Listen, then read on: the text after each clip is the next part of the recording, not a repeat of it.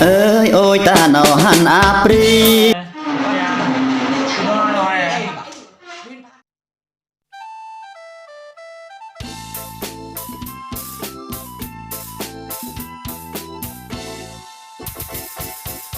ơi ôi ta nào hẳn Apri ơi nào đắng ăn ai đẹp đro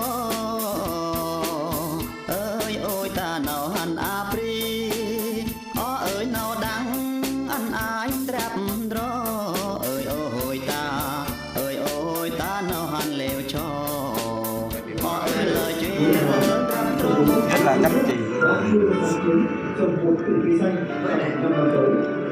Chào các bạn nha. Hôm nay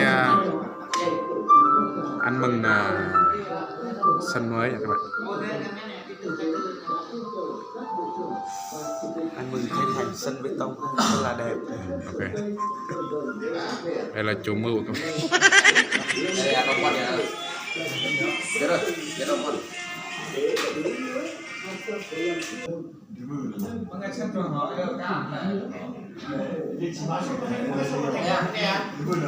Con muốn là cái mà có bự đi. Con phân hoa, cái phân hoa à? Nhắc lại TV